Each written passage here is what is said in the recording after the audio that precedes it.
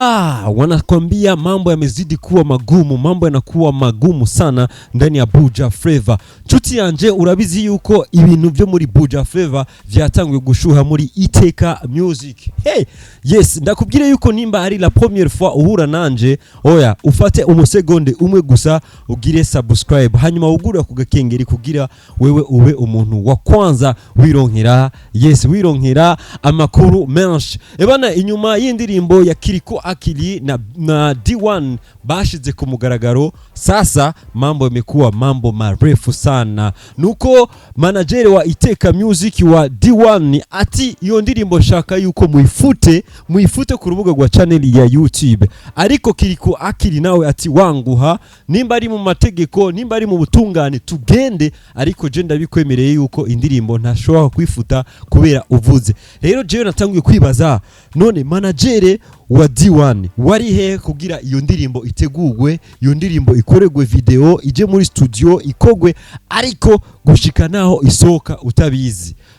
Hawa jamaa tuchanganya sana. Nuko rero ico womenya coco wewe nk'umuntu usanzwe ukurikirana Buja Flavor, nuko womenya yuko mu Burundi, sinzi ko umuziki wo mu Burundi aba manager ama record label abandanya umenga ari calme, abandanya umenga sielewi kama yana tatizo gani. Nukuvuga yuko umuririmbyi agasora indirimbo, umuririmbyi akaja muri studio agakora indirimbo, manager utazi yuko ariko arakora indirimbo, hanyuma indirimbo yamara gusohoka ukacutangura gukoma induru na cry ngo oya toa nyimbo, toa nini uburi hehe. Nukuvuga ko iki kintu kiko kiraba mu muziki ndundi, sinzi yuko ari kiki, sinzi yuko petetre ari ukuri, ariko ico umenya coco kirashobora kuzana impact mu mubano hagati wa D1 na Kiriko Akili.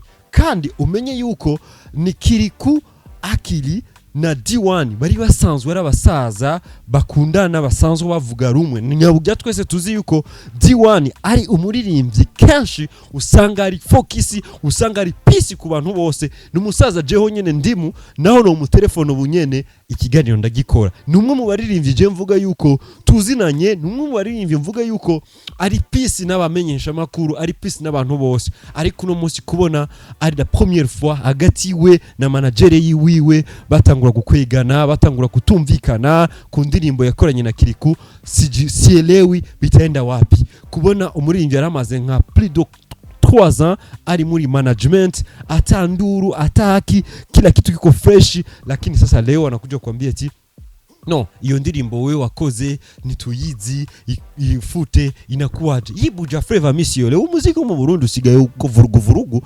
Sinzi ko umuziki nyene, no, ikintu cyakozwe hamagare ati njoo ika hapa mutubwire nibiki wana kuexpliquer, akisha kuexpliquer ukachufata decision. Mugabo manager ntarafata ingingo yo kubaza byagenze gute birendeka kuca wandi kugwete ngo ndabasavye ndabahaye 1 semaine aho yibereye he, nimba yibereye mu gitanda, nimba ari yibereye he amelala, ngo indwi yose ndabahaye indwi Kiriko futi yo ndirimbo. Wewe umetoka wapi wewe? Indirimbo iri hit ahanihe, ubona wewe ahanihe, wowe mbona ahanihe. Indirimbo iri hit, indirimbo iri kwirakora neza, hanyuma ukacuvuga ati futa. Why? Muhite kwanza Kiriko umushire mu katabesha, umubaze ati we vyagenze gute ino ndirimbo, none hela utatupaje? Wakupe mtonyo bana, kama ni njaa wakupe hela bana, lakini indirimbo n'ubwiye ngo bayifute. Kama una njaa useme bana mimi na njaa, wakupe hela. Ntanzara office muri Iteka ndabizi ko atanzara mufise, ariko ni kintu cyo kuvugana, muhamagare Kiriko mwicare hasi muvugane, kuko D1 n'umwana wiwanyu, mwamukuye kure, mwamukuye kwa muri Agape, ariko na wanga uno musi muramufata ku mugongo fresh, ari mu baririmbyi bahagaze neza, bafise record label ihagaze neza. Ahisa mnapata kubivuruga, muje kubivuruga ngo ni kubera ngo yakoranye indirimbo na Kiriko. Ndazi ko Kiriko ari waruguru sawa, ni Birimani boy. Sasa zinakuaje? Mwumvikane rero kugira umuziki ugende fresh. Oya man, utaragira subscribe je ntumbaze. Asante sana kuri wo maze kugira subscribe, hanyuma ugura kugakengeri kugira ube wa kwanza dushize ko ikiganiro twende fresh. Oya kwari.